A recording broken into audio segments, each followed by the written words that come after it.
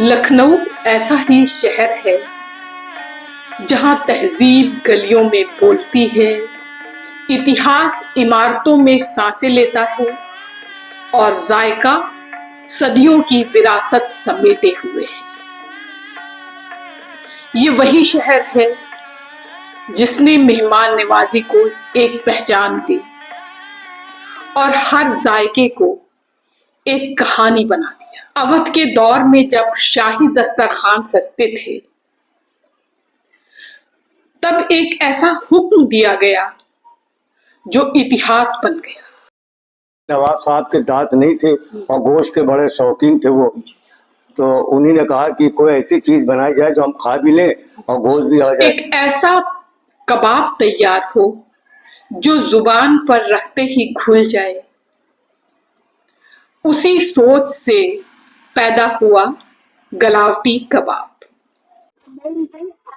कितने साल से गलावटी कबाब बना रहे हैं? ये मैं लगभग कम से कम 40-42 साल 42 ईयर से। तो ये आपने किससे सीखा, क्या उस्ताद? ये हमारे उस्ताद है दालिक निक्का स्टैंड पे तो खादिर कबाब वाले। अगर हम ये जानना चाहते हैं जी, गलावटी कबाब बनाने में सबसे मुश्किल क्या होती है?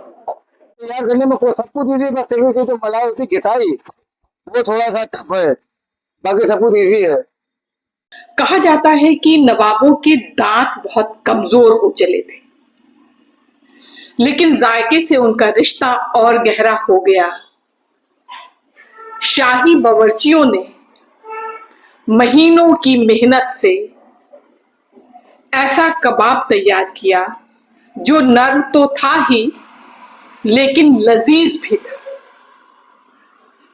आज भी ये जायका पुराने लखनऊ की गलियों में उसी अंदाज और उसी रवायत के साथ जिंदा है।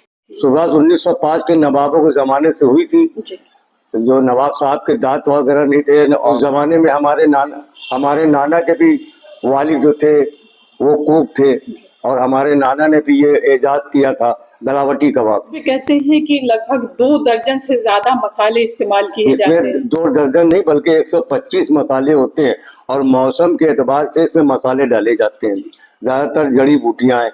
इस तो जैसे जो विरासत आपको मिली थी जायके की, वो तीसरी पीढ़ी तक, क्या आज भी वही मसाला? वो इंशाल्लाह चलता रहेगा जब तक हम लोग हयात हैं या हमारे बच्चे हैं, वो जब तक चलता रहेगा, क्योंकि ये फार्मूला हमारे घर का है।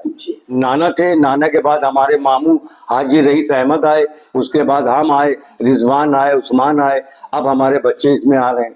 जब भी लखनऊ के गलावटी कबाब का जिक्र होता है तो हाजी मुराद अली का नाम जरूर लिया जाता है।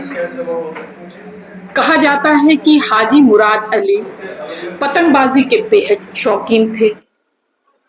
एक बार पतंग उड़ाते समय छत से गिरने की वजह से उनका एक बायां हाथ टूट गया। लखनऊ की आम बोलचाल में ऐसे इंसान को टुंडे कहा जाता था और धीरे धीरे लोग उन्हें भी इसी नाम से पुकारने लगे। कोई ऐसी कहानी जो आपके दादा परदादा से आप सुनते आए हो नवाबों की? नवाबों की हमारे दादा जो हमारे नाना थे, तो हमने उनको देखा है, लेकिन वहाँ दुकान पे बैठते नहीं देखा। हम लोग बहुत छोटे छोटे थे, लेकिन हमारी वालदा बतलाती कि हमारे नवाब लोग आते थे। उस जमाने में इक्के थे यहाँ और मोटर कार आती नहीं थी। उस जमाने सिर्फ नवाबों के इक्के ही आते थे यहाँ पे, तो एक से एक नवाब और बड़े बड़े नवाबों ने गिफ्ट दिया, उनको मुबारकबाद दी कि ऐसा कबाब हमने नहीं खाया। तो ये आप लोग की दुआ हो, अल्लाह ताला का एहसान है। उनके खास मसालों और जायके का राज आज भी एक पीढ़ी से दूसरी पीढ़ी तक एक अमानत की तरह सौंपा जाता है। यही वजह है कि लखनऊ आने वाले सैलानियों से लेकर देश विदेश की तमाम नामचीन हस्तियां, हर कोई इस मशहूर जायके का स्वाद चखने की ख्वाहिश रखती है। अभी कुछ शायद हाल में ही लखनऊ के गलावटी कबाब को कुछ एक ब्रांड दिया गया है यूनेस्को ने। जी हाँ, दिया है। तो ये आप लोग की दुआओं का तो असर है ही है। 12वें नंबर पे दिया है। इंशाल्लाह कुछ दिनों में अगर सही चलता रहा तो पहले नंबर पे आएगा। यूनेस्को ने लखनऊ को क्रिएटिव सिटी ऑफ गैस्ट्रोनॉमी का दर्जा दिया है।